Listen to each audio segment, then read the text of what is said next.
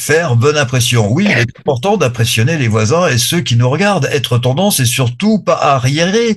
Avoir sa place dans la société et une place de choix, hein, évidemment, tant qu'à faire. Tout cela emballé de cupidité et de jalousie. Voici la technique subliminable des publicitaires pour vendre des véhicules électriques. Et cela s'applique aussi, évidemment, pour un marketing vaccinal. La méthode fonctionne, j'en dirai pas plus. Rien à vendre ni à acheter ici. C'est La France Libre, une émission du CNTF-CH et nos vœux sont paix et liberté. Soyez les bienvenus. Il y a Philippe qui nous accompagne, Patrick est avec nous également, Bruno, Christiane et vous, messieurs, dames, bonsoir et bienvenue. Bonsoir. Bonsoir. Bonsoir.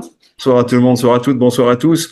Alors, tu as parlé, Sylvain, d'électricité. Je voudrais, en guise d'actualité, parler des batteries. Des batteries, comment appelle-t-on cela? Atomiques, voilà. Alors, une batterie atomique inventée par les Chinois, ça prend tout son sens, parce que la Chine, désormais, devient leader technologique, en quelque sorte, hein. Rôle que tenait le Japon il y a un certain temps et les États-Unis encore un peu avant. Maintenant, c'est la Chine qui tient le haut du pavé en matière technologique. Alors, ça veut dire quoi? Cette petite batterie qui fait 15 cm par 15 cm, elle n'est pas faite pour alimenter la voiture, hein, je vous rassure tout de suite, c'est pas le sujet. Le sujet, c'est plutôt d'alimenter des téléphones portables tels qu'on les connaît, hein, les smartphones, avec quelques milliampères. Et donc, la grande nouveauté, c'est que cette batterie, ben, elle va durer 50 ans. Voilà. Sans recharge, bien sûr, hein. Alors, c'est bien compris. Donc là, on révolutionne un certain nombre de choses, sachant que de toute manière, le commerce continuant à délivrer ses droits, eh bien, il y aura des phénomènes d'obsolescence, parce qu'au bout de 50 ans, même le système de création d'énergie aura peut-être changé. Mais bon, en attendant, on a sous la main une solution durable, économe, non polluante, pour mettre des batteries de longue durée dans des téléphones qui sont eux très nombreux et qui polluent de façon très nombreuse tout ce qui a pollué sur cette planète, une fois qu'on a jeté un téléphone portable. Voilà. Donc ça, c'était ma petite introduction pour dire on a des solutions qui arrivent, technologiques, elles viennent pas de chez nous. Seront-elles un jour adoptées chez nous? On ne sait pas. Voilà. Pour l'instant, il est encore un peu trop tôt pour parler d'accords commerciaux, etc. Vu l'ambiance qu'il règne sur cette planète entre l'Occident, l'ancien Occident et le Nouvel-Orient, j'ai envie de dire, qui est représenté par la Chine essentiellement, mais la Russie également. Donc on attend que ces messieurs se mettent d'accord sur un certain nombre de choses avant que la technologie redevienne la préoccupation sur ce que sera le monde de demain et qu'on se demande comment cette technologie va rendre les gens en confort et heureux. Voilà. Oui, Philippe, eh bien, moi, je vais prendre le relais, comme d'habitude, par rapport à ce que tu as dit, parce que je vais rebondir encore dessus, dans le bon sens, à savoir que les marketing éculés qui sont enseignés à HEC et un peu partout, eh bien, les Français ne sont pas idiots.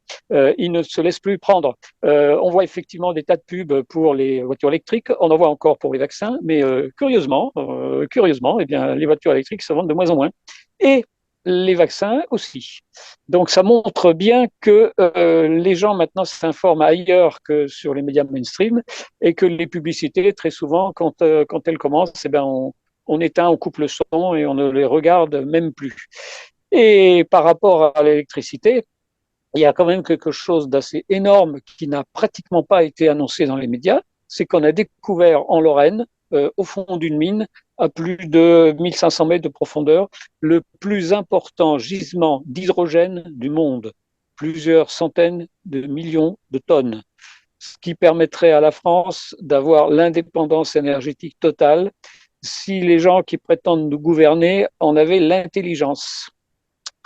Et à propos d'intelligence, on voit que celle des agriculteurs, elle est vraiment très présente parce que déjà maintenant, le mouvement des agriculteurs français est présent dans plus de 85 départements et qu'ils sont de plus en plus motivés, de plus en plus en colère et qu'on entend maintenant chez eux de plus en plus les paroles sortir de l'Europe. Brexit, chose qui a été annoncée depuis si longtemps par des gens comme Asselineau et d'autres politiciens, mais qui restent dans le système, alors que nous avons depuis le début dénoncé le référendum de 2005 qui n'a pas été respecté, et donc la sortie en fait du traité de Lisbonne qui en fait n'a jamais été accepté par les Français. Donc en fait, on ne devrait même pas respecter les normes européennes et tous ces traités européens qui nous ont été imposés par l'oligarchie. Donc bravo aux agriculteurs et on espère que non seulement les routiers, mais les gilets jaunes, les commerçants, les artisans, les classes moyennes vont rejoindre le mouvement, car il est temps de faire comme en 1945, un Conseil national français de transition canal historique qui a déjà préparé un programme depuis des années pour pouvoir redonner la souveraineté au peuple et pour pouvoir aussi redonner à la France sa fierté. Nous, on est là, on a apporté tout ça et on est, comme dit les Gilets jaunes, on est là et on est encore là. On a parlé de publicité de voitures électriques, etc. Je vais vous expliquer un petit peu le système de publicité. Quand on a un bon produit, on fait de la publicité, évidemment. Pour le lancement de son produit, on le fait connaître. Et puis par la suite, bon, on fait un petit rappel une fois tous les ans. Par contre, quand on a un mauvais produit, qu'est-ce que l'on fait? Eh ben, on l'ancre. C'est-à-dire qu'on le fait tourner je ne sais pas combien de fois par jour. On n'arrête pas, on n'arrête pas, on n'arrête pas. Comme ça, le produit devient vendeur. Donc, vous comprendrez que quand il y a plein de publicités à la télévision pour des produits électriques tels que les voitures, c'est que, évidemment, celles-ci ne se vendent pas. On va regarder l'actualité en images et on se retrouve juste après. Nous allons procéder à des livraisons nouvelles, une quarantaine de missiles Scalp et plusieurs centaines de bombes. Et donc, nous allons au fond continuer d'aider l'Ukraine dans ses besoins de formation, pour tenir sur le front et pour défendre son ciel. Avec les livraisons que j'évoquais, avec les accords que nous finaliserons, j'irai moi-même en février en Ukraine. Et nous aurons très clairement, nous Français et nous Européens, à prendre des décisions nouvelles dans les semaines et les mois qui viennent. Waouh! On s'en va en guerre. Waouh! Waouh! On voit là le visage de cette dame en incursion, là, qui a l'air un petit peu angoissée, mais elle s'attendait pas à entendre ça, visiblement, et puis nous non plus, évidemment. Quand on sait que ce qui se passe en Ukraine, c'est une guerre perdue, elle est déjà perdue, hein, donc on ne peut que rallumer le feu sur l'ancien volcan qu'on trouvait trop vieux, comme dit le poète. Mais en l'occurrence, on va au casse-pipe, c'est-à-dire que on défie la Russie, en l'occurrence, de venir nous battre avec nos quelques appareils, nos quelques armes qu'on va remettre à l'Ukraine. On la met au défi de venir de se battre contre la France en définitive. Et donc là, on est sur une déclaration de guerre implicite, mais il y a plusieurs façons de déclarer la guerre. Mais là, c'est une déclaration de guerre. Moi, je le prendrais comme ça à la place de Monsieur Poutine. Alors à partir de là, qu'est-ce qui va nous arriver à nous Français, en pensant égoïstement d'abord à nous, hein, c'est que toute personne qui pensera que Monsieur Poutine est un homme sympathique ou dit des choses intelligentes ou est pour la paix, etc., sera considéré comme un traître à la nation. Exactement comme pendant la dernière guerre mondiale avec Monsieur Pétain en place. Donc c'est ça qui nous guette. Il faut bien en être conscient, bien plus que les bombes, éventuellement les bombes qui viendraient de Russie et qui viendraient bombarder Paris ou Lyon ou Marseille ou d'autres. Ça, j'y crois peu. Oui, mais Philippe, la France a toujours un train de retard parce que maintenant, même aux États-Unis, il y a de plus en plus de voix qui s'élèvent pour tourner le dos à l'Ukraine. Et les Allemands, eux aussi, maintenant, ne sont plus très chauds. Donc bientôt, il ne restera plus que la France pour continuer à envoyer des armes à l'Ukraine. Jusqu'au jour où elle s'apercevra qu'elle n'est plus que toute seule. Et donc, voilà. Et donc, nos gouvernants se tireront encore, et comme toujours, une balle dans le pied. Alors oui, c'est bien le fond du problème, c'est qui agite, qui tire les ficelles derrière Monsieur Macron. Voilà, on va être court. C'est pas Monsieur Macron qui décide de dire ce qu'il a dit, hein, à mon avis, hein, et à l'avis de beaucoup d'autres. C'est donc les personnes auxquelles il réfère, à savoir les États-Unis d'Amérique, via Bruxelles, via Madame von der Leyen et via Monsieur Biden, qui est le patron de tout ça. Hein, voilà. Donc, comment se fait-il que tous les autres aient dit non et que nous, derniers bons petits soldats des USA, on continue d'y aller, quoi. On a l'impression qu'on est poussé dans le dos. D'ailleurs, il donne l'impression, Monsieur Macron, dans son discours, d'être poussé dans le dos, d'un air de dire c'est pas moi qui veux, c'est derrière, ils m'ont obligé, quoi. C'est un petit peu le visage qu'il montre. Oui, effectivement, on va être les derniers à payer les pots cassés, comme on dit. Hein. Espérons que les Français n'en subissent que des effets indirects. Par contre, pour les Ukrainiens, les pauvres Ukrainiens à qui on va réapprovisionner en armes massives ou pas massives d'ailleurs, il reste encore les quelques survivants vont se faire tuer grâce aux armes françaises, quoi. C'est un petit peu ça l'idée. Et il y a d'autres endroits de la planète où le chaudron brûle. Je pense notamment à Gaza, évidemment. Hein. Gaza qui est un point d'inflammation. Il va bien falloir aussi que cette guerre, ce qui est une guerre agressive, d'agression contre un peuple, prenne fin d'une façon ou d'une autre et le plus rapidement possible, parce qu'autrement, c'est la planète entière qui va s'embraser. Et je suis pas sûr que la France ait beaucoup à y gagner, même si elle a réussi. Là, il faut quand même reconnaître ça à Monsieur Macron, à se mettre en dehors du coup par rapport à l'aide qu'il fallait ou qu'il ne fallait pas apporter à Israël. En l'occurrence, la France s'est dégagée et il n'y a que les États-Unis et l'Angleterre qui sont dans la défense d'Israël. Voilà, sur cette affaire-là. Sachant que l'Afrique du Sud, soutenue par la Belgique d'ailleurs, a lancé une procédure judiciaire auprès de la Cour internationale de justice, ce qui est quelque chose de lourd et de grave, car la Cour internationale de justice, contrairement au CPI, je sais plus, CPI, je sais plus ce que ça veut dire, mais disons que les deux entités sont différentes, évidemment, et il y en a une qui a une autorité et l'autre qui n'a qu'une autorité à titre consultatif, on va dire ça comme ça, alors que le CIJ, international de justice, elle, c'est une vraie autorité, quoi, qui a autorité pour dire à Israël, vous faites comme ça ou vous faites pas comme ça. Et si ça se passe pas, eh ben à ce moment-là, c'est l'ONU qui doit intervenir. Donc on est quand même dans des configurations de plus en plus tendues. Ce que dit Monsieur Macron par rapport à l'Ukraine paraît à tout le monde un peu dérisoire, parce qu'on sait très bien qu'on va pas faire changer le cours de la guerre, qui est déjà finie d'ailleurs, hein, avec quelques armes de plus. Et quel est l'intérêt pour Monsieur Macron de mouiller en quelque sorte, diplomatiquement en tout cas, la France dans cette affaire-là? Voilà. Et à mon avis, le seul intérêt, c'est qu'il y est obligé, d'une façon ou d'une autre. Oui, puis il y a peut-être bien un intérêt financier derrière Oui. à qui rapporte la vente d'armes. Et quand on pense que cet argent serait mieux investi dans l'armée française, hein, on sait que l'armée française est dépouillée de ses moyens. Et moi, je souhaite dire que quand même, il y a des voix qui s'élèvent contre tout ça. Notamment, je pense au petit-fils du général de Gaulle, Pierre de Gaulle, qui explique qu'avec la Russie, on a une histoire quand même. Enfin, on n'est pas là pour se taper dessus, donc on a des intérêts en commun. Et là, il joue un rôle, Monsieur Macron. Moi, je peux pas croire que ce qu'il dit est vrai. Enfin, ça me paraît tellement hallucinant. C'est incroyable, quoi. C'est pas possible. C'est fait pour que les gens. Si c'est pas fait pour que les gens se réveillent, ça, franchement, je vois pas à quoi ça servirait. Monsieur Macron fait des fake news dans le but d'avoir tout simplement des révélations. C'est ce qu'on va étudier, ça d'ailleurs ce soir comme titre. Oui, je sais, c'est un petit peu facile de ma part. De fake news en révélation, le titre de la France libre de ce soir. Bah oui. Donc les fake news, c'est ce que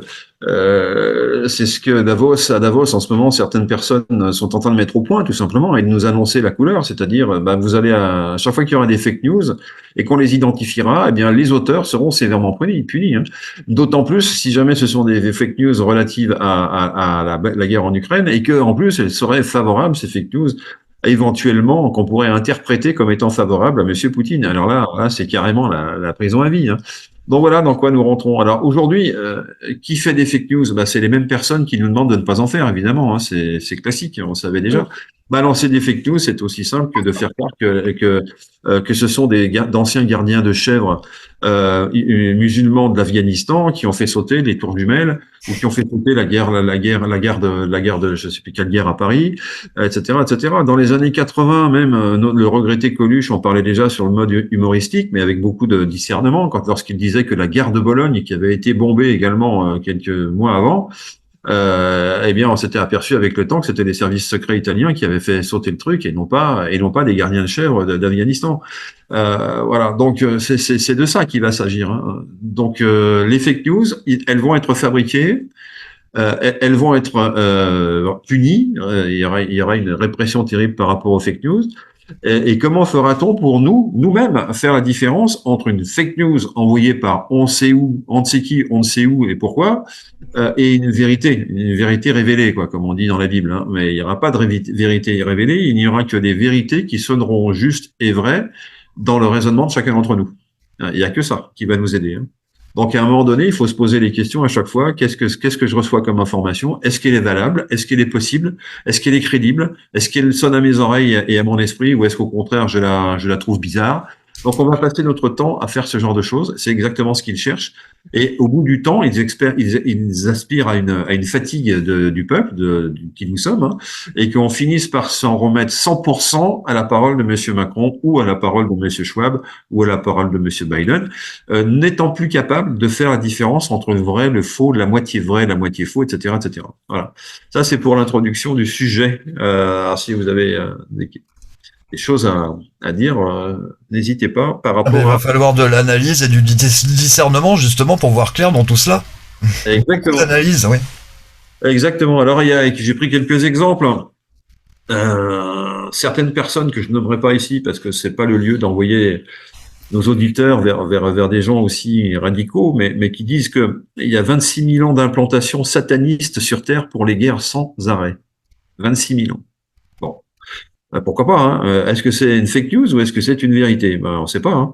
En tout cas, des témoins et acteurs parlent et expliquent, photo à l'appui. C'est-à-dire qu'on voit notamment une photo que vous avez tous en tête, que je ne présenterai pas non plus, où on voit le pape et tous ces cardinaux tout à fait en bas, alignés, et au-dessus une immense statue avec on croit que c'est des serpents, mais en fait on s'aperçoit que c'est des êtres humains.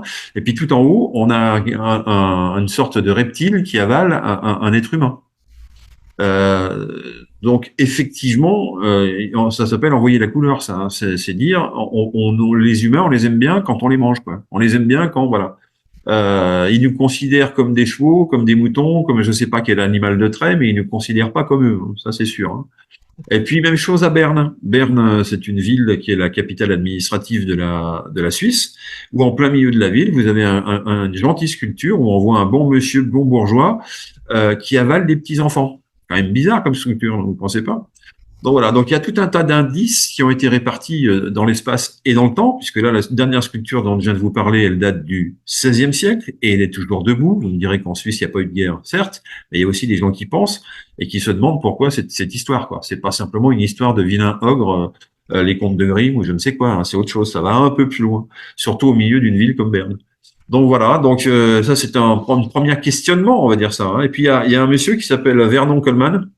Alors Vernon Coleman, c'est un médecin généraliste anglais, donc qui a fait tout un tas d'études et qui nous dit aujourd'hui ne buvez pas l'eau du robinet. Ah bon, faut pas boire l'eau du robinet, pourtant on m'a toujours dit qu'elle était potable, etc. Oui, mais avant, selon des critères précis, l'eau est devenue potable, effectivement, c'est-à-dire assainie, grâce à l'assainissement des eaux, hein, notamment, hein, par tout ce qui a permis aux villes de recevoir l'eau et de boire, de pouvoir la boire et ensuite de la rejeter dans des circuits connus dans lesquels on la recycle. Donc ça, c'est le grand succès du 19e et du 20e siècle, qui a permis notamment d'arrêter les épidémies, bien mieux que les vaccins au sens de certains, au sens de nombreuses personnes. Donc l'assainissement des eaux a été le facteur d'assainissement tout simplement de l'hygiène des êtres humains. Et aujourd'hui, qu'est-ce qu'on constate? Eh bien, qu'on est resté sur ces critères techniques anciens et qu'on ne prend plus on ne prend plus en compte, pardonnez-moi, les nouveaux critères, c'est-à-dire qu'il y a dans les eaux usées, des lavabos, etc., des choses qui partent dans la nature et qui sont bizarres, quoi. Je veux dire, on y trouve des médicaments, on y trouve des analgésiques, on y trouve des résidus de pilules abortives, on y trouve toute la pharmacopée en fait que nous consommons et on s'aperçoit que tout ça repart par les urines en particulier. Et ça se rejoint sur des eaux qui ne sont pas traitées contre ces nouveaux produits qui sont résiduels, certes, mais bien que résiduels, sont dangereux, potentiellement dangereux, et notamment le mélange de certains de ces produits. Y a-t-il eu des études par rapport à tout ça? À la connaissance de monsieur Coleman, aucune. Mais une étude serait pas difficile à conduire. Ce serait même très simple à conduire. Pourtant, personne n'en prend l'initiative. Cherchez l'erreur. Donc voilà. Par contre, il raconte une histoire qui est très intéressante, c'est que dans les eaux poissonneuses qui reçoivent des eaux de déjection, enfin des eaux usées des différents citoyens que nous sommes, eh bien, on a constaté sur des poissons, devinez quoi, des changements de sexe. Tiens donc. Tiens donc, alors on en rit, hein, on est bien d'accord, parce que même eux, ils ont leur transgenre grâce à nous, grâce probablement à la pharmacopée dont on parlait tout à l'heure. Et je me pose la question en tant que citoyen, hein, je ne fais que spéculer. Hein. Je dis, mais ça me donne une idée, ça me dit que si ces phénomènes sont récurrents, ça va se passer aussi chez les autres humains. chez les êtres humains. Et tous les politiciens sont forcément quelque part au courant. Et il faut qu'ils trouvent une solution pour amortir le phénomène, pour le faire comprendre, pour le faire ingurgiter à tout le monde. Vous voyez où je veux en venir? C'est-à-dire que, évidemment, aujourd'hui, on nous dit, il faut accueillir les LGBT, il faut accueillir les transgenres, il faut accueillir plein de gens qui vont être ces gens-là, parce que, en fait, à l'origine, ils sont le fruit d'un mélange pharmaceutique bizarre, quoi. Voilà. Et que plutôt que de dire ça, on va dire, bah oui, c'est comme ça, c'est dans l'air du temps, c'est la modernité, il y aura de plus en plus de transgenres, de plus en plus de gens comme ça. Alors qu'en fait, ça n'a rien à voir avec le hasard, ça n'a rien à voir avec une destinée quelconque de l'humanité, ça a tout à voir avec les déchets pharmaceutiques qui sont dans l'eau. Voilà, c'est une hypothèse que j'ai Oui. évoquée. Hein. C'est pas qu'une hypothèse, ça a été avéré. Il y a des personnes quand même qui travaillent sur l'eau, qui font des traitements de l'eau, qui ont étudié ça pour que justement on puisse boire de l'eau saine. Hein. On peut pas dire qu'il n'y a pas d'études là-dessus. Ils les reconnaissent pas, mais il y a des études sur l'eau quand même. Et il y a des moyens de filtrer l'eau, etc., pour qu'elle soit propre à la consommation. Alors aujourd'hui, voilà, exactement. Et les politiciens, qu'est-ce qu'ils font? Ben, ils boivent de l'eau de source. Hein, voilà, ils font comme tout le monde. Enfin, comme tout le monde, comme tous ceux qui sont prévenus et qui sont avertis. Et on est quand même là pour dire aux gens, faites attention avec l'eau du robinet. D'après monsieur Coleman, même bouillie, écoutez bien, même bouillie, les nuisances continuent, quoi. Donc il faut pas sortir d'eau du robinet pour la boire. Voilà.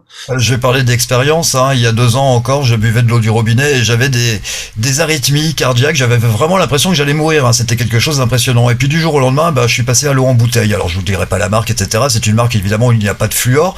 Et du jour au lendemain, fini les arythmies. C'est pour ça que dorénavant, je suis là avec vous et que je n'ai aucun problème et que je souris. Donc faites attention à l'eau du robinet. Il faut faire attention à celle en bouteille aussi, parce qu'il y a aussi des problèmes dans certaines eaux en bouteille, notamment le plastique qu'on peut ingérer.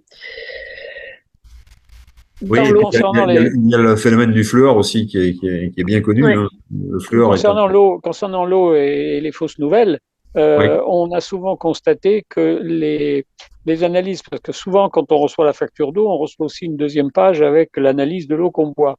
Et on a constaté souvent que des chercheurs indépendants refont des tests et n'ont pas du tout les mêmes résultats. On nous fait croire que l'eau est bonne, on nous fait croire que les taux sont très faibles dedans, en dessous des normes autorisées. Et quand des chercheurs indépendants refont les analyses, ils s'aperçoivent que c'est pas du tout ça. Alors là, on est au-delà de la fake news. On est sur la trahison, la haute trahison. Hein. Je veux dire que dire aux gens, dormez, braves gens, tout va bien. On est là pour tout contrôler. Tout est sous contrôle, alors qu'ils savent pertinemment que les résultats des analyses ne sont pas du tout ceux qu'ils présentent. Là, il va falloir chercher l'erreur très très loin chez les politiciens, quoi. Voilà. Donc oui, je parlais de du fluor. Le fluor qui est un composé totalement chimique et non naturel, puisqu'on n'en trouve pas, en tout cas pas sous la forme classique, on n'en trouve pas dans la nature. Et donc ce fluor, il existe en tant que produit rajouté, je dirais, dans la plupart des eaux en bouteille. Alors qu'il y a des gens qui ne jurent que par le fluor, qui aurait plein de vertus, notamment de blanchir les dents. Ouais, c'est intéressant, mais il n'y a pas que le fluor qui blanchit les dents, et de toute manière, le fluor n'apporte rien à l'organisme. Voilà. Donc, contrairement à ce qui a été démontré pendant des années et des années. Moi, je me souviens avoir vu récemment une officine de pharmacie qui déplorait à grands coups d'affiche qu'il n'avait plus de stock de fluor. Alors, est-ce qu'elle avait été pillée par je ne sais quel fluorophage? Je ne sais pas, mais enfin bon, ça va l'air dramatique pour ce pharmacien. Alors, j'avais envie de lui dire, mais c'est une très bonne nouvelle que vous n'ayez plus de fluor, cher monsieur. Mais bon, voilà. Le fluor, c'est quelque chose qui n'est pas bon pour la santé et qui s'incruste dans le cerveau, qui finit dans la glande pinéale. Tout ça a été parfaitement documenté, connu, etc. Donc, alors, on est vraiment dans l'exemple. On est vraiment, Christiane et Philippe, dans l'exemple des fausses nouvelles, parce qu'en fait, on a découvert depuis longtemps au niveau dentaire que le fluor renforçait l'émail. Et c'est ce qui a servi d'excuse pour oublier tous les effets négatifs qu'il peut y avoir. Donc, on a l'exemple parfait d'une nouvelle qui est déformée, où on ne donne qu'une partie de l'information, une partie qui est vraie et une partie qui est totalement fausse. Mais en ce qui concerne les fausses nouvelles, contrairement à ce qu'essaye de mettre en place Monsieur Schwab et ses acolytes, on a quand même maintenant des sources d'informations qui sont variées. Donc, ça devient quand même de plus en plus difficile de faire avaler des couleuvres à la population en leur balançant des fausses nouvelles, parce qu'il y a d'autres sources d'informations maintenant, où les gens peuvent s'informer et se rendre compte, à partir du moment où ils font l'effort de varier les sources d'informations, eh bien, les gens peuvent s'apercevoir beaucoup plus vite qu'avant d'une nouvelle fausse par rapport à une nouvelle vraie. Alors, fake news ou pas, je le laisse à votre propre jugement, mais actuellement, on nous dit que le graphène est bon pour le corps humain. Ah oui.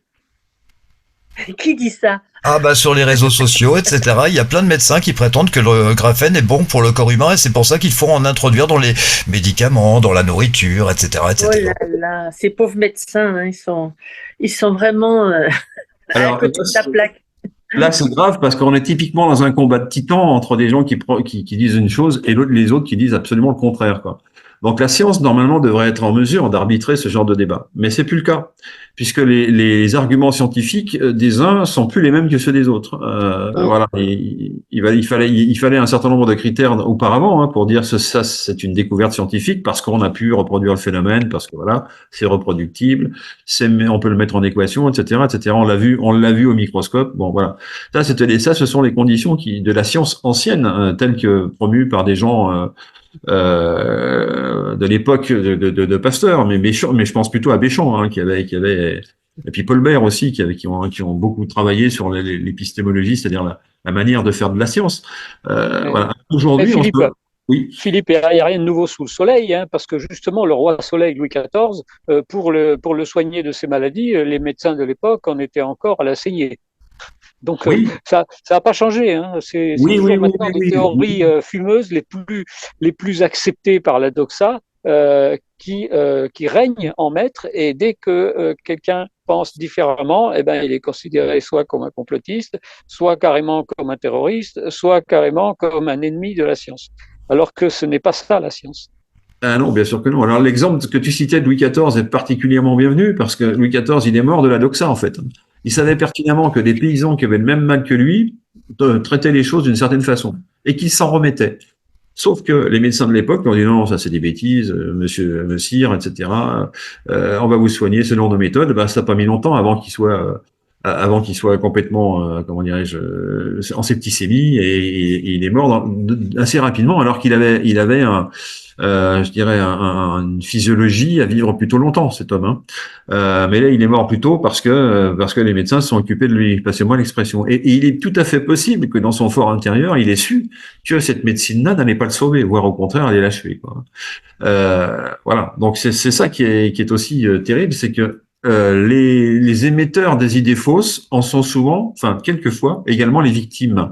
Et je voudrais rappeler ce qui a déjà été dit sur une de nos dernières émissions concernant un monsieur qui faisait l'apologie de la vaccination, en l'occurrence, et qui avait insulté, le mot n'est pas trop fort, un joueur de tennis qui s'appelle Djokovic, et qui avait refusé devant caméra de se faire vacciner. Non, moi je veux pas. Et l'accès à certains tournois lui avait été interdit à cause de ça. Et là, le monsieur qui l'avait insulté, etc., il est mort en plein reportage, si je puis dire, sur l'Open d'Australie. Ça a fait tâche un peu quand même. Et certains y ont vu même des choses divines, etc. J'irai pas jusque là. Mais ce qui est remarquable, c'est que Djokovic a présenté ses condoléances à sa famille, à ce monsieur. Voilà.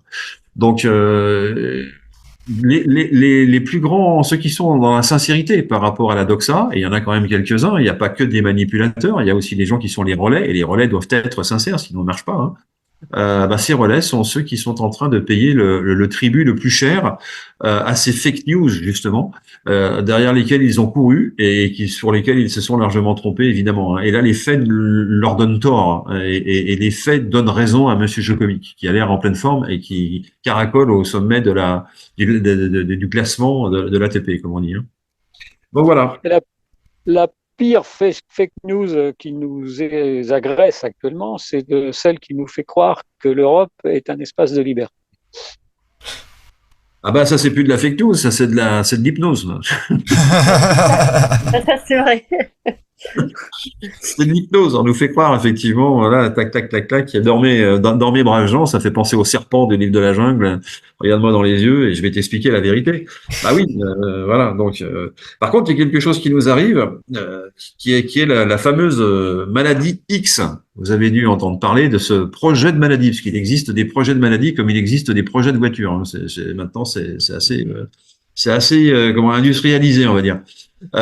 Et quelle sera cette maladie X? On n'en sait rien. Alors on nous annonce qu'elle est très très contagieuse, qu'elle est mortelle, qu'il va falloir absolument s'en protéger, sinon on va tous mûrir, n'est-ce pas?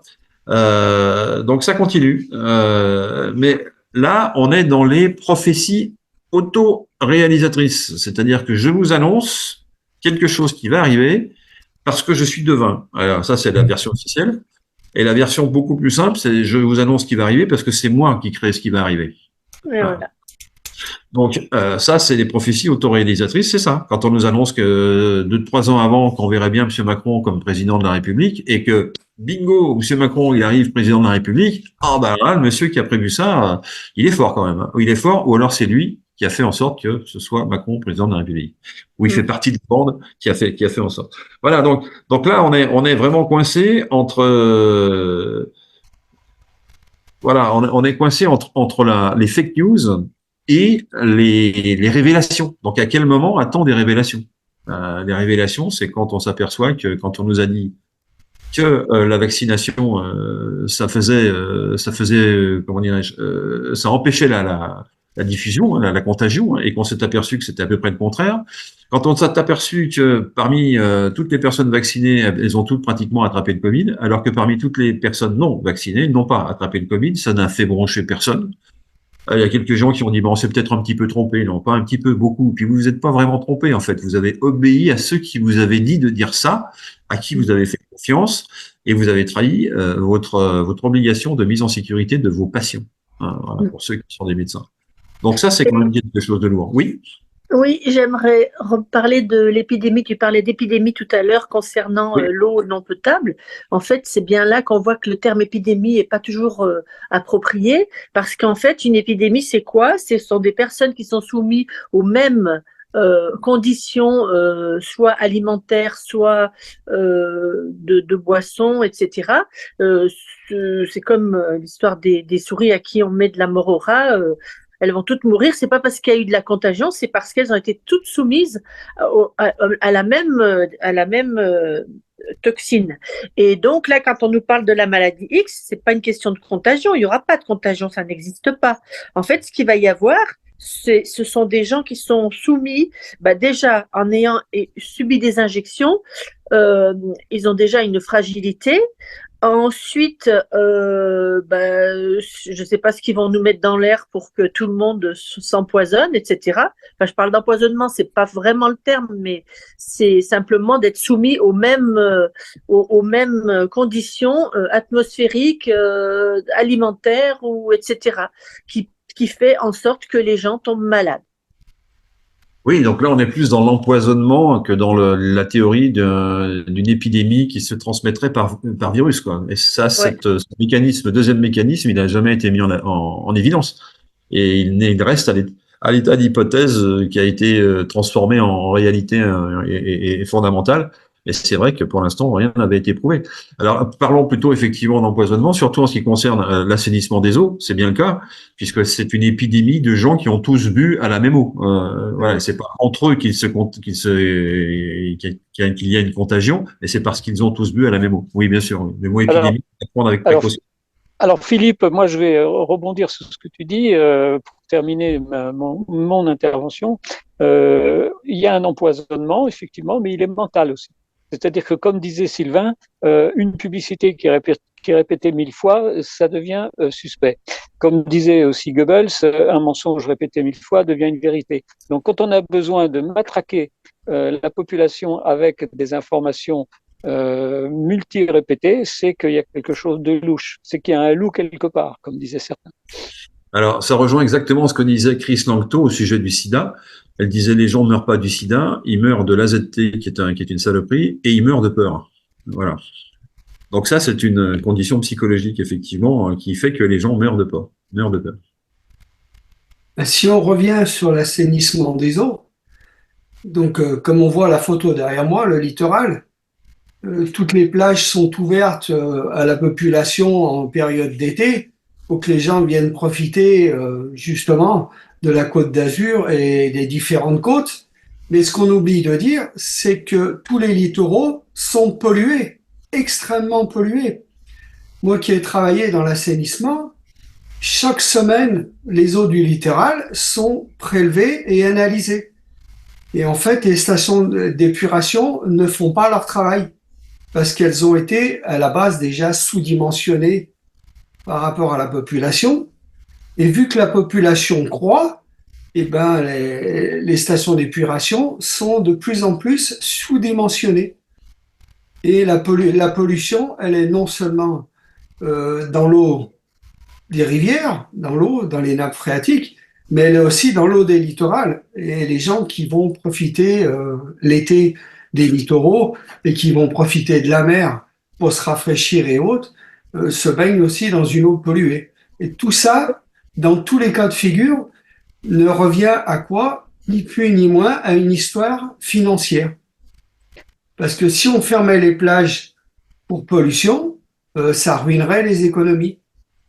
Donc ça on date dit pas non, d'hier. l'eau va bien, vous pouvez vous baigner, mais on vous dit Et pas. ça date pas d'hier, Patrick. Et ça ne date pas d'hier. Et ça ne date pas d'hier. Parce que déjà, Pierre Perret, dans sa chanson Les jolies colonies de vacances, disait on va se baigner dans un petit bras où sortent les égouts de la ville. Et que maintenant, on voit Anne Hidalgo qui veut aller se baigner dans la Seine. Bravo, merci. En tenue d'Amoureau, j'espère pour elle. Oui, donc la conclusion, il faut vraiment pas boire l'eau du robinet, et encore moins l'eau de mer, et encore moins l'eau de nos rivières, malheureusement. Et il faut trouver des solutions pour boire de l'eau qui soit pas polluée, à condition que la marque de l'eau en bouteille inspire confiance, ce qui est pas forcément le cas pour toutes. Et puis à utiliser des systèmes qui filtrent l'eau du robinet, ça c'est une solution également qui peut fonctionner, qui fonctionne. Je l'ai testé et je trouve que c'est pas mal. Et voilà. Donc des systèmes qui filtrent l'eau du robinet, il y en a plein, il y en a toutes les natures. On trouve ça sur Internet. Et je ne saurais trop encourager ceux qui nous écoutent de les adopter, ces systèmes-là. Voilà. Et filtrons les informations que nous recevons aussi. Super important. Voilà, le maître mot, c'est là, il faudra un double, voire un triple filtre, là. De fake news en révélation, eh bien écoutez, moi en révélation, je vais en faire une pour sortir de cette émission, c'est que au CNTF-CH, nous n'arrêterons jamais de travailler avant que la France ne retrouve tout simplement sa souveraineté. C'est notre mission, on est là pour ça. Allez, bonne soirée à vous. On se retrouve juste avant le week-end, ce sera vendredi pour une nouvelle émission, La France Libre avec le Conseil National de Transition Français, Canal Historique. Merci Philippe, merci Patrick, merci Bruno, merci Christiane, merci à vous également qui nous regardez. Excellente soirée et rendez-vous vendredi.